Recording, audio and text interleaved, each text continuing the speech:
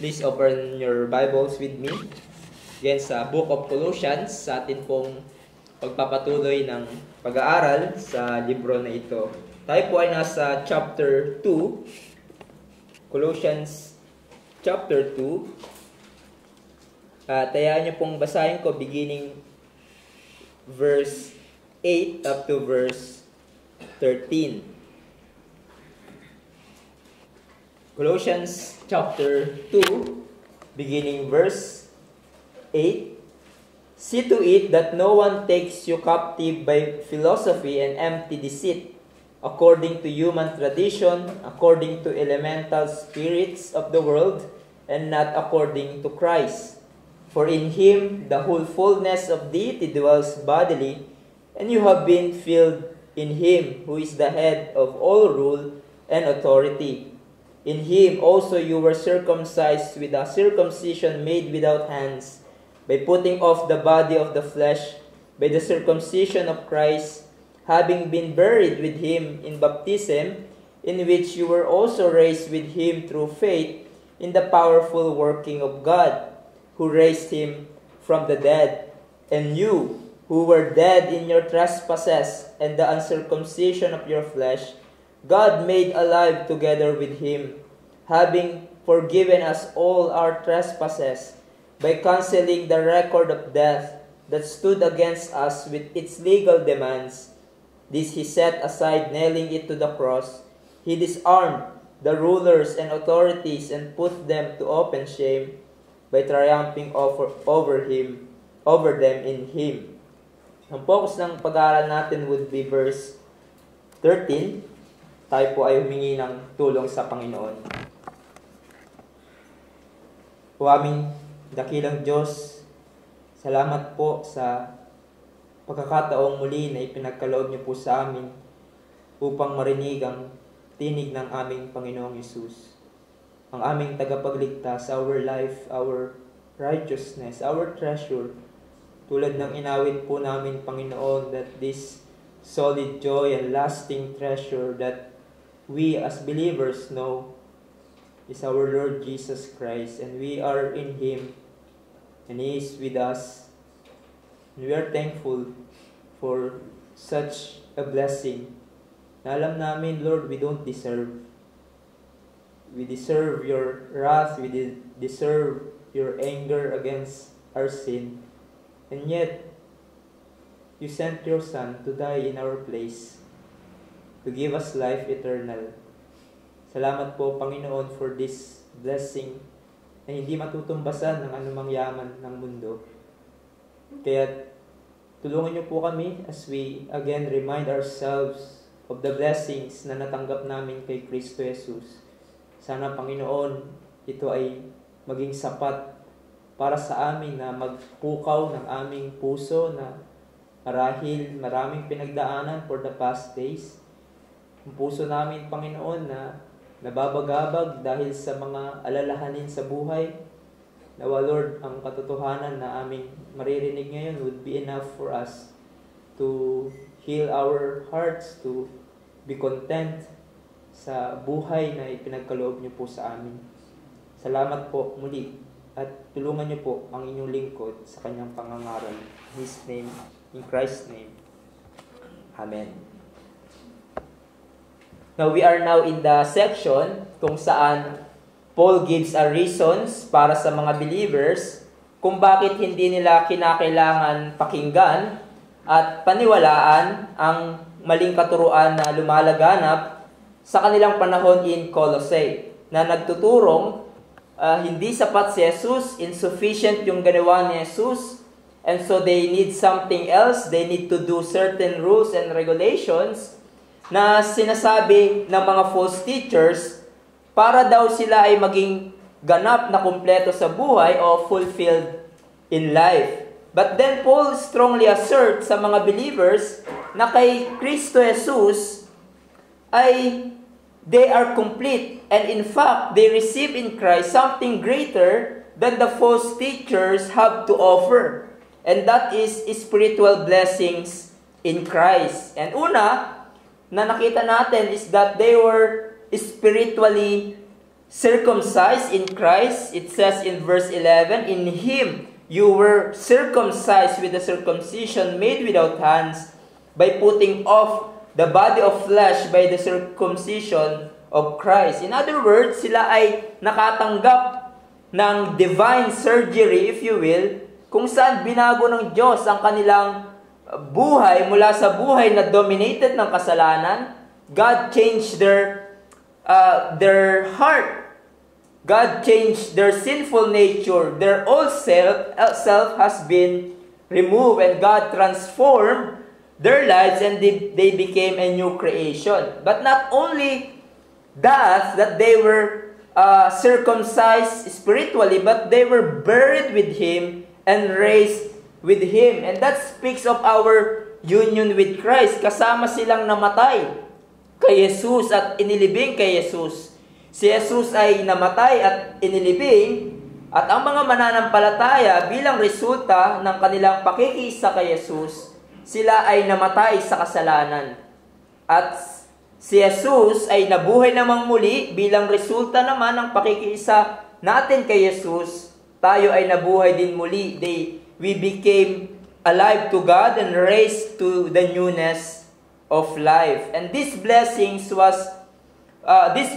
Paul was saying, ay greater than external ceremonies na ino-offer ng mga false teachers. So, why go back to the ceremonial laws if you have in Christ ay napakadakila than these external ceremonies? But then, meron isa pang spiritual blessing na binanggit si Pablo na ating naiwang talakayin, and that is yung sinabi sa verse 13. God made yung mga believers alive together with Him.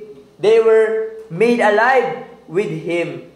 And being made alive with God, it means being resurrected to spiritual life, which means new life arose with them. This phrase actually sums up what Paul said in verses 11 to 12, that they were spiritually circumcised, died and buried with Christ, and raised to new life. And in Ephesians 2, verses 4 to 5, same language yung ginamit ni Paul kung saan sinabi niya, but God, being rich in mercy, because of great love which He loved us, even when we were dead in our trespasses, made us alive together with Christ. By grace, you have been saved. So, patay tayo noon sa kasalanan, ngunit binuhay kay Jesus. Buhay na tayo sa Diyos at sa mga bagay na may kinalaman sa Kanya, sa mga espiritual na bagay kung saan dati tayong patay. Ngayon, kay Kristo, ay buhay na tayo sa mga ito. Minamahal na natin ang Diyos. We love His will and His words. We have now the fear of God and we know Him. At sa verse 13 to 15 na ating pag-aaralan ay papakita sa atin ni Pablo, paano ito nangyari na tayo ay na-made alive with God? At ano ang naging kaparaanan para mangyari ito sa ating buhay? And there are 3 headings, but this morning, yung dalawa lamang ang titignan natin. There are 2 headings we will consider this morning. Una, yung the occasion. Secondly, the nature. And lastly, the means, which we will discuss, Lord willing, next Sunday. But for now, let's consider its occasion, o yung occasion kung saan tayo na made alive. Sabi doon, and you were dead in your trespasses and the uncircumcision of your flesh. So here Paul described yung buhay ng mga believers bago ng kanilang conversion. Their condition or the occasion in which God made them alive. Sinabi ni Pablo, you were dead in your trespasses. Kayo ay patay sa pagsalansang. And this language appears also in Ephesians 2:1 kung saan dinescribe din ni Pablo ang ating buhay, yung buhay ng mga believers ng ganito. and you were dead in trespasses and sins. Now, ang pagiging dead in trespasses is being spiritually dead to God. Ibig sabihin, you are unable to respond to God dahil you are locked in sin. You are buried in sin. Diba? Katulad ng isang patay physically o yung nakaburol, wala siyang kakayanang tumugon sa nangyayari sa kanyang paligid. Hindi ka niya naririnig kapag kinausap mo siya. Hindi ka niya mararamdaman kung kalibitin mo siya. Diba? Sa funeral, lahat gumagalaw, may mga nag-uusap, ang daming nangyayari sa paligid, pero merong isa completely cannot move and don't react. At yun yung patay sa funeral. At ganito ang isang taong patay sa kasalanan. Ito ang kanyang kalagayan. Ito ang kalagayan ng bawat taong pinanganak sa mundong ito. Hindi siya tumutugon sa Diyos. Sinabi ni Albert Barnes, describing yung unbeliever, sabi niya, he sees no beauty in religion. He hears not the call of God. He is unaffected by the dying love of the Savior. And he has no interest in eternal realities. In all this, he feels no more concern and sees no more beauty than a dead man does in the world around him. Ba kung ikaw ay patay sa kasalanan, hindi mo nakikita ang kagandahan ng ginawa ni Jesus. Wala kang concern sa mga bagay patungkol sa Diyos. Wala kang interes sa panawagan ng Diyos na magsisi at manampalataya kay Jesus. Dahil ikaw ay patay. Marahil nabubuhay ka ngayon. Di ba? Nagtatrabaho, umaattend sa church tuwing linggo. But deep in your heart, wala ka talagang concern sa Panginoon. And you live your life without any reference to God.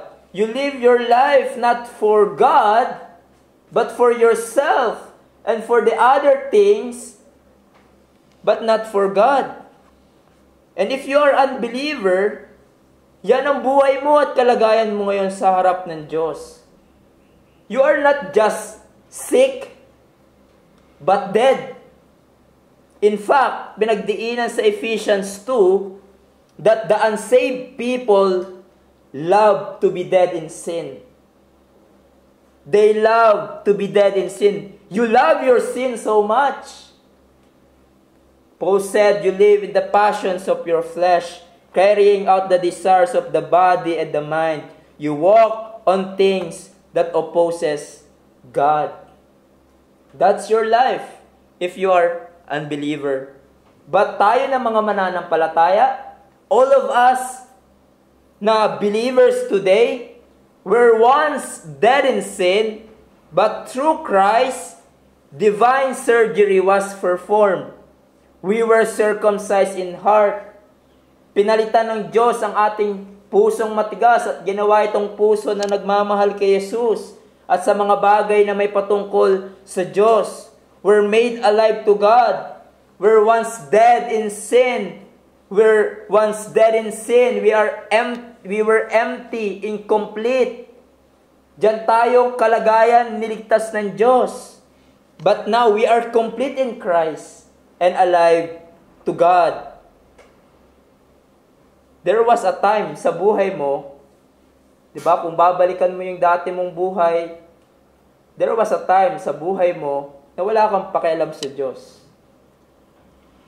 Wala kang concern sa eternal realities at sa beauty ng ginawa ni Jesus sa kaligtasan. Maybe some of you probably grew up in a Christian home. And yet, you don't have the love for God. And the desire to please Him in your life.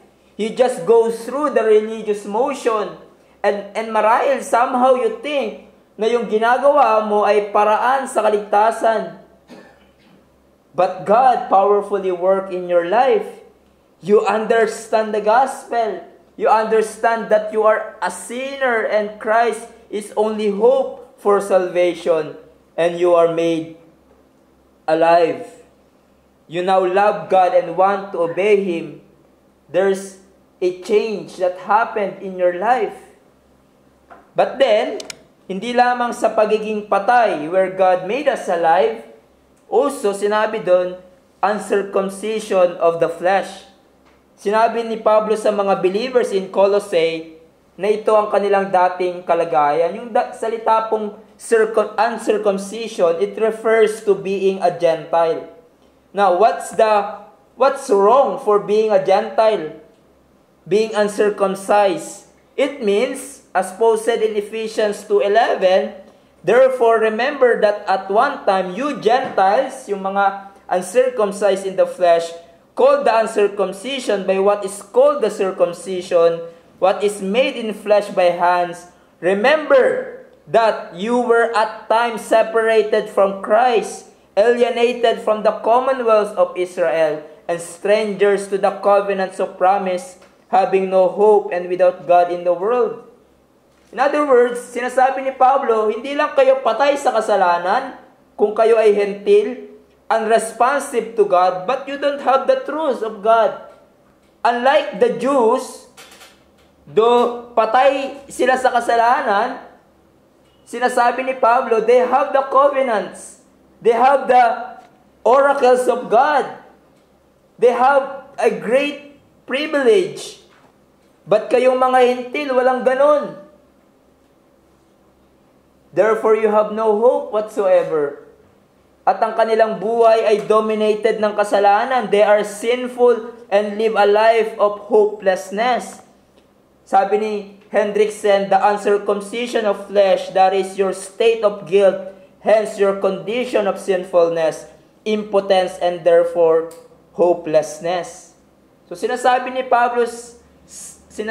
Pablo, at sa atin man din, ito ang kalagayan mo noon, patay ka sa kasalanan, unresponsive to God, without the truth, without revelation of God, without hope, without God, and your life was dominated by sinfulness and by your sinful nature. But there's something happened, but God made you alive. Brethren, just think of that. Ponder on that, brethren. There's a time sa buhay mo na ayaw mo sa Diyos. Mas gusto mo ang kasalanan. There's a time na mas gusto mo ang masasamang bisyo, ang kalaswaan, ang imoralidad, ang pagsisinungaling, ang pagrerebelde, at wala kang pag-asa para baguhin ang iyong kalagayan. And you were heading to eternal punishment in hell. But God, by His grace, took you out of sin's dominion and power and cleansed you and made you a new creation. That's grace. And that's amazing grace. Sinasabi ng iba, hinahanap ko ang Diyos at natagpuan ko siya. No? Wala kang abilidad na gisingin ang iyong sariling kalooban para mahalin ang Diyos at masumpungan siya. Ikaw ay patay, spiritually, mas mahal mo ang kasalanan, ngunit hinanap ka ng Diyos. Hinanap tayo ng Diyos. Siya ang umabot sa atin. Siya ang bumuhay sa atin mula sa pagiging patay sa kasalanan. Dati, katulad tayo ng sinasabi ng ating hymn, I was a wandering sheep. I did not love the fold. I did not love my shepherd's voice. I would not be controlled. I was a wayward child. I did not love my home. I did not love my father's voice. I loved afar to roam. But sinabi din sa hymn na yon, the shepherd sought his sheep. The father sought his child.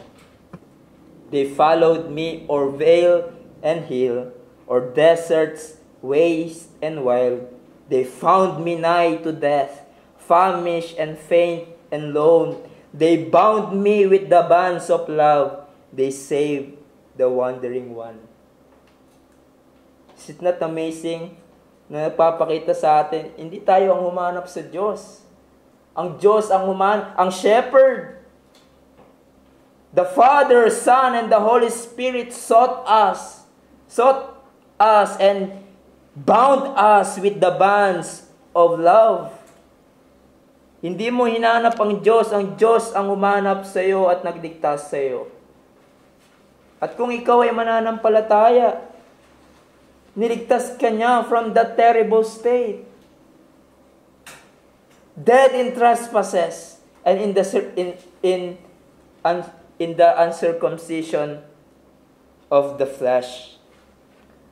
But that leads us sa ating last heading, yung nature na ito, or yung characteristic. What God made alive together with Him, sabi doon, having forgiven us all our trespasses. So what bounds up with us being alive with Him? Paul said, having forgiven us all our trespasses.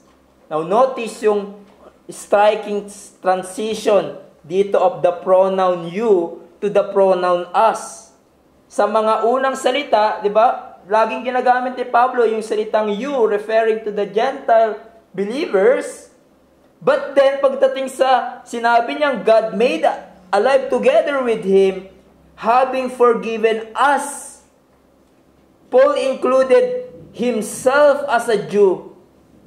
Now, what the point? It just points us, lahat ng tao, both Gentile and Jews, ay kinakailangan ng forgiveness.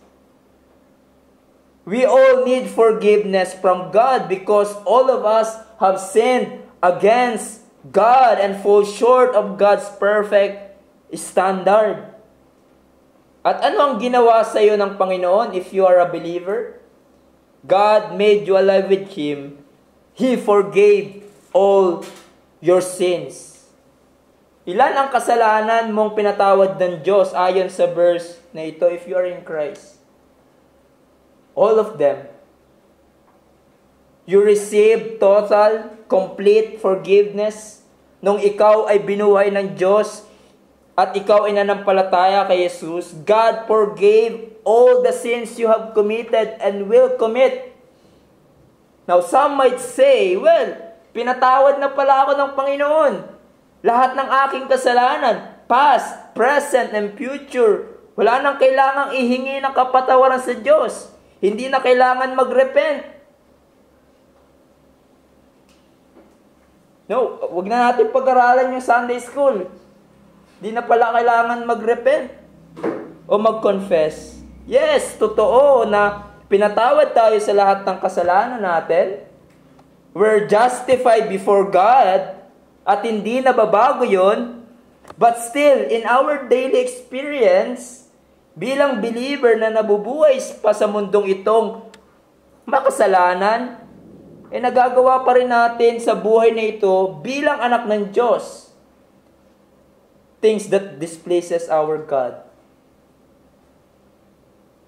Yung sin na nakukumit natin, it grieves our Father who loved us. At ang kasalanan natin ginagawa ay tulad ng naririnig natin, nakakasira ng relasyon natin sa Diyos. Sa communion natin sa Kanya, it robs our joy in God. Yung sin na ating pang nakukumit, that's why we need to confess it to God.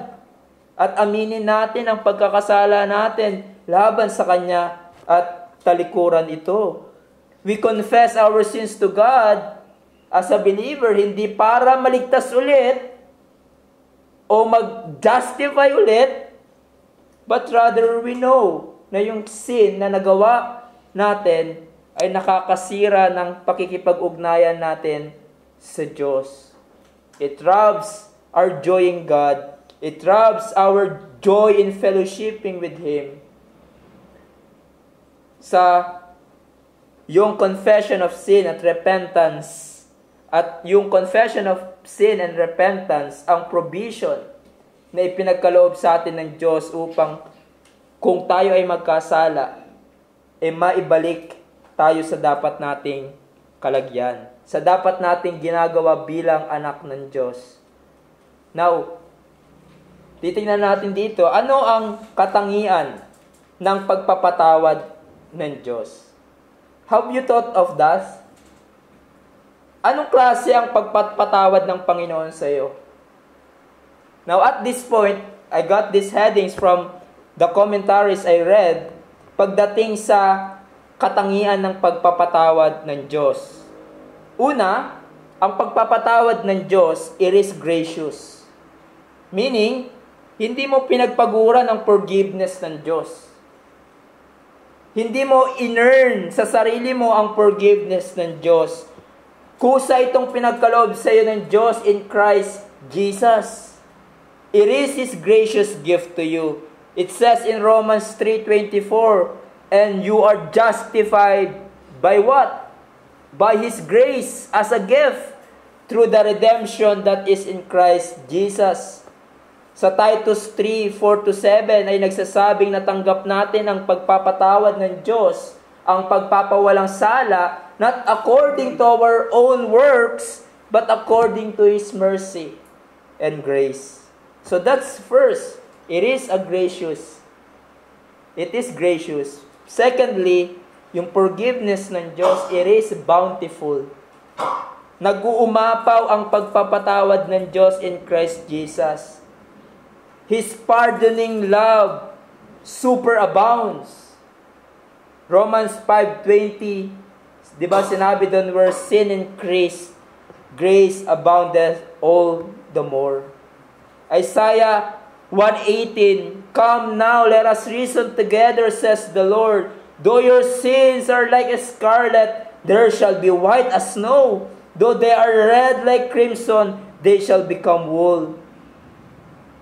Dahil sa nag-uumapaw ang pagpapatawad ng Diyos, kahit gaano pa kalalim ang pagkakabagsak natin sa kasalanan, He can forgive us through Jesus Christ. Thirdly, yung forgiveness ng Diyos, it is eager. Sinabi sa 2 Corinthians 5:19, in Christ, God was reconciling the world to Himself, not counting their trespasses against them, and entrusting to us the message of reconciliation, meaning, God ay eager magpatawad.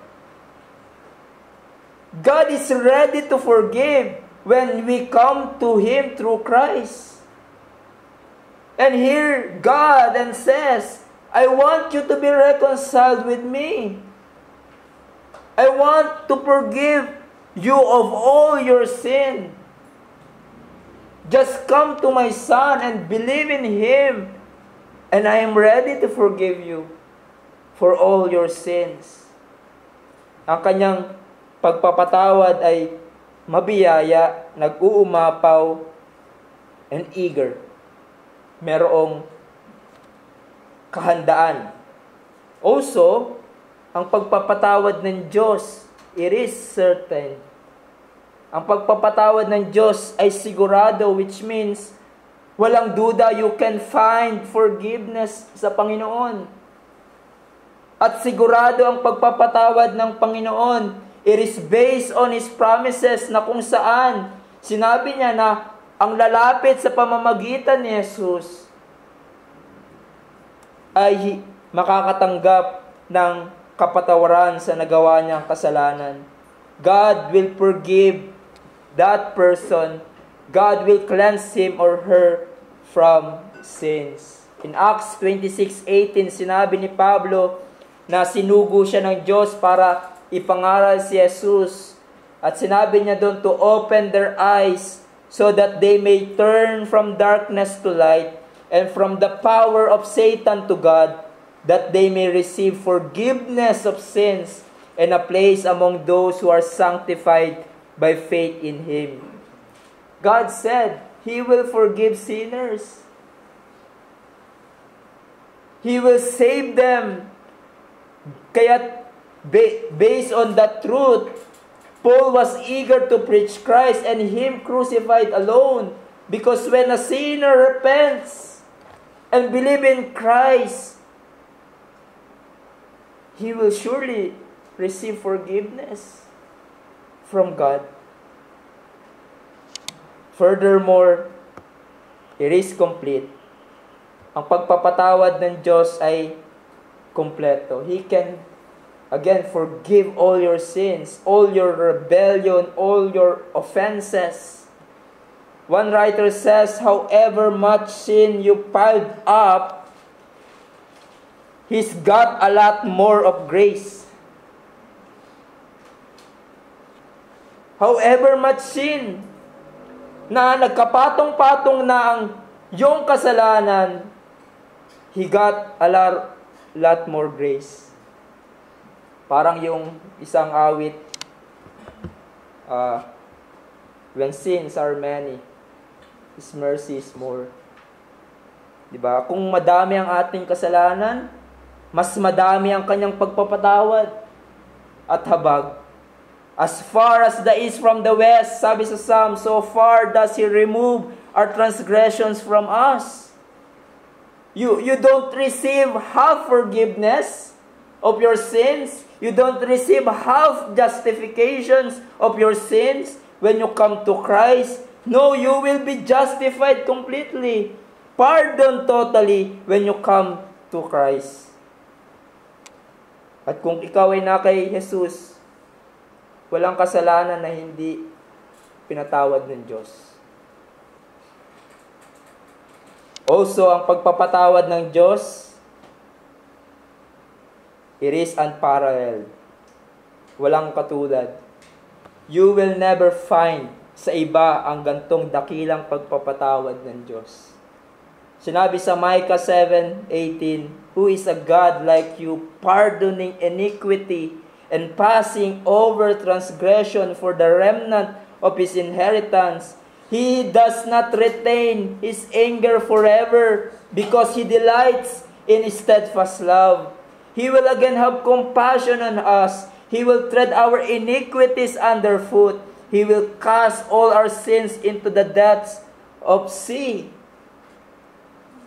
Kung minsan tayo, yes, napatawad na natin ng isang tao sa kanyang pagkakasala, but sometimes, di ba, kapag inulit na niya naman yung ginawa niyang kasalanan, bumabalik sa ating isip yung galit, yung inis.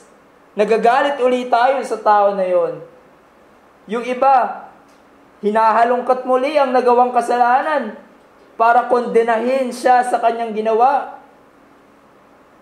Ngunit ang Diyos, nung tayo ay kanyang pinatawad kay Jesus, He does not again treat us with anger of condemnation. He does not retain His anger against our sin. For Christ absorbed all the wrath against our sins on the cross. At lahat ng nakay Jesus ay wala ng condemnation. His forgiveness is unequal, unparalleled, dahil He can forgive the chief of sinners. He can forgive the murderers. He can forgive the homosexuals, the immorals, the thieves, the liars, those na sobrang sama ang ginawa laban sa Kanya, those na hindi marunong magpasalamat sa biyaya ng Diyos. His forgiveness is unequal. He is calling them to come to Him and be saved and forgiven. Katulad ng panawagan niya sa Israelites, the rebelling Israelites, why would you die? Why would you die? Just come to me and be saved.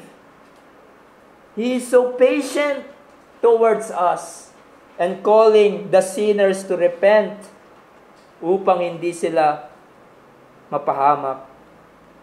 But lastly, I want to add, ang pagpapatawad ng Panginoon, it is encouraging. And what do I mean by that? Ang pagpapatawad ng Panginoon sa atin ay nag-uudyok o nag-e-encourage sa atin na maging mapagpatawad sa mga tao na marahil nakasakit sa atin o naka-offend sa atin. Where I get that? Sinabi sa Colossians 3 verse 12 to 13, "Put on then as God chosen ones, holy, beloved, compassionate hearts, kindness, humility, meekness, and patience, bearing with one another, and if one has a complaint against another, forgiving each other, as the Lord has forgiven you, so also must forgive." Diba kung naintindihan natin yung lawak ng pagpapatawad ng Diyos para sa atin, it will encourage us, it will help us to forgive those who offended us. Kung uunahin mong tumingin sa Panginoon, how the Lord has forgiven you at hindi sa iyong sarili, kung meron taong marahil nakasamaan natin ng loob, it will encourage us to forgive the offenses done to us. Sinabi ng ating Panginoon, "He who is forgiven much, loves much." At kung meron mang marapat na mabilis magpatawad sa mundong ito, dapat tayo yun bilang mga mananampalataya. Because we understand and have experienced the gracious, bountiful, eager, complete, certain, and equal forgiveness of God. Kaya kung ikaw ay mananampalataya at parang sa punto ng buhay, parang hirap ka magpatawad sa ginawa ng iba, just remember kung paano ka pinatawad ng Panginoon. And you will be refreshed and encouraged to forgive others. And so this is what bounds up when God made us alive in Him. He forgave all our sins. This is what happened when God made us alive. He forgave us all our sins. Itong bagong buhay na natanggap natin mula sa Diyos, it is forgiven life. This new life we receive is a life, a forgiven life. Some might say, kung ganyan kalawak ang pagpapatawad ng Diyos, kung ganyan kadakila ang forgiveness ng Diyos, hindi ba maaari itong abusuin at gawing lisensya ng iba para gumawa ng kasalanan? Yes, marahil nga itong ito'y gawing lisensya ng iba para magpatuloy sa kasalanan. But you know, anong tawag sa mga taong ganyan? Wicked, unrighteous, unbeliever, antinomians. Ngunit hindi para sa mga tunay na believer. In fact, I would say, ang tunay na mananampalataya, the more he sees the vastness and the freeness of God's forgiveness, the more he hates to displease his God. The more a believer sees the greatness of God's forgiveness, the more he hates what grieves the Lord. The more he grieves to what grieves the heart of God. The more ang isang Kristiyano ay nauunawaan kung gaano kadakila ang pagpapatawad na natanggap niya kay Jesus, the more natatanggihan niya ang mga bagay na hindi nagbibigay lugod sa kanyang Panginoon. So in summary, God made us alive with Him. Nung tayo ay nasa kondisyon na terrible, nung tayo ay patay sa kasalanan and responsive to God, without hope, without God in this world, nung tayo ay alipin ng kasalanan, nung ang ating buhay ay dominated by sin, God made us alive. God changed your hardened heart to the heart of flesh, a heart that loves Christ and willing to obey His words. And in making us alive, He forgives all our sins, all our rebellion and disobedience. And so, just a concluding applications for us. First of all, it is possible for a vile sinner to be renewed, restored, and made new. It is possible for somebody to be given a new heart, a new nature, and to have a complete new relationship with God. Mga kapatid, nothing is too hard for God. Pagdating sa kaligtasan ng isang sinner, He can make them new and be cleansed sa kanilang kasalanan. He can turn the rebels to become devoted lovers of Christ. That's why hindi tayo nawawalan ng pag-asa sa mga tao marahil na mga mahal natin sa buhay. Matagal mo nang pinagpe-pray na maligtas. In our point of view, di ba, parang iniisip natin, parang wala na silang pag-asa. Dahil hanggang ngayon, hindi pa din sila nagtitiwala kay Jesus. O mas pinapatigas nila ang kanilang puso sa salita ng Diyos. Brethren, be encouraged. There's hope. There's hope for them to be saved. There's power in the gospel that can transform a sinner's life. Kung binago ka ng Panginoon, kaya niya rin baguhin ang ibang tao. Kung hinango ka ng Diyos sa kasalanan, He can also save those our loved ones who are still in rebellion against Him. At ang Panginoon ay pinagkalooban tayo ng kaparaanan, hindi tayo iniwan ng Diyos sa ating sarili. Pinagkalooban niya tayo ng kaparaanan para makarating ang pagpapalang ito sa mga makasalanan. And that is to teach and preach Christ to them, backed up with the intercessory prayer for their salvation. Palagi mo silang ituro kay Jesus. At sa kanyang ginawa, palagi mo silang ipanalangin. Dahil katulad ng ating pinag-aaralan, in Christ alone, in Him, ay makakamtan nila ang pagpapalang ito to make new and be forgiven of all their sin. How can this be possible? To be complete and to be made new and be cleansed for all our sins. It is possible in Christ. Not to worldly philosophies, not to the wisdom of this world, not to the worship of creatures. It is only possible in Christ. When you cast yourself to Christ, you receive Him by faith. All these spiritual blessings na binanggit natin, all becomes yours. Being made new, forgiven of all your sins. Right now, my friends, right now, kung magtiwala ka kay Jesus at hingin ang kapatawaran sa Kanya sa lahat ng nagawa mong kasalanan, you can leave this place pardoned. You can leave this place forgiven and made new. If you will say now with all your heart sa Panginoon, ako ay makasalanan, linisin mo ako, Panginoon, sa aking kasalanan.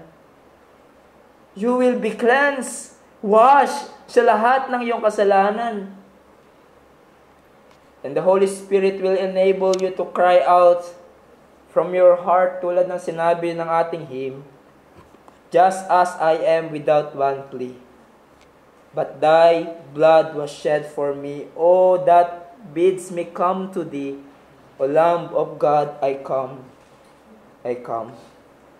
At tinatawagan muli kayo ng Panginoon, come to me, and you will be forgiven and made new. Because complete forgiveness can only be found to God in Christ Jesus. Ang kumpletong pagpapatawad para sa lahat mong kasalanan ay matatagpuan tangi lamang kay Jesus. Marahil ang tanong mo sa iyong sarili ngayon, kaya pa ba akong patawarin ni Jesus? Grabe yung nakaraan ko, yung nagawa kong kasalanan sa nakaraan sa aking buhay. Meron pa bang pag-asang mabago at makawala ako sa tanikala ng kasalanan? And the answer is resounding yes. Why? Well, as we shall see, lahat ng ating kasalanan, lahat ng ating pagsuway ay pinako doon sa krus, kay Jesus. All our sins, all our death are nailed on the cross. Inako ni Jesus ang lahat ng kasalanan ng mga taong nagtiwala sa Kanya. Kaya't kung magtiwala ka kay Jesus dahil sa perpektong sakripisyo niya doon sa cross, ay maaari na ang lahat ng iyong kasalanan ay mapatawad. Christ took away all our sins on the cross. He died the death we should have died. He received the wrath of God that we should have endured forever. Kung ilagak mo ang iyong buhay sa Kanya, maaari kang malinis sa lahat ng iyong kasalanan. Jesus paid it all. All to Him I owe. He can wash all your sins away and make you new. Now mga kapatid, tayo na kay Jesus. This reality na tayo ay binago ng Diyos at nakatanggap ng gracious, complete, certain, and equal, eager, bountiful forgiveness of God. Ano ang tugon natin dito? It should cause you to rejoice. Mamaya, sasamba muli tayo sa Panginoon. Mamaya, uuwi sa ating mga tahanan. We will worship again. But I hope and pray that we will worship with a joyful heart. Let us leave this place and face another week ahead, rejoicing in God, because of the reality that all our sins are forgiven.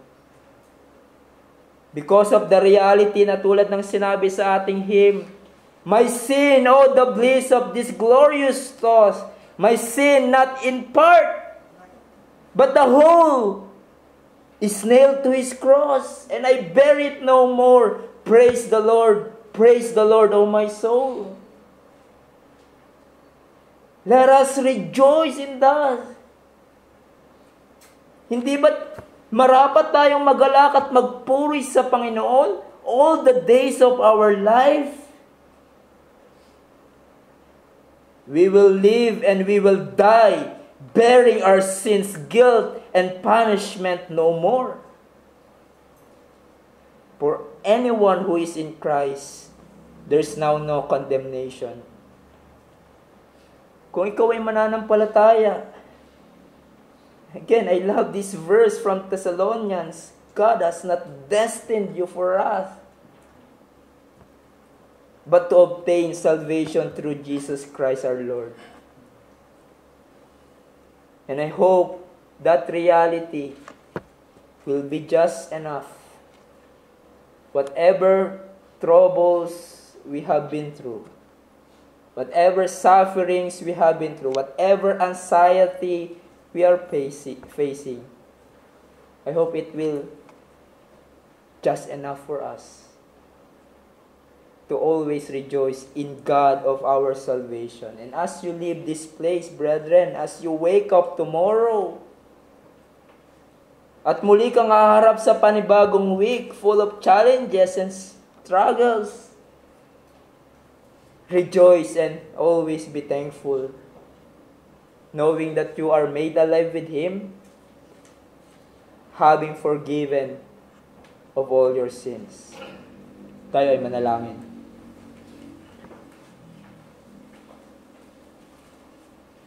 O aming Panginoong Diyos,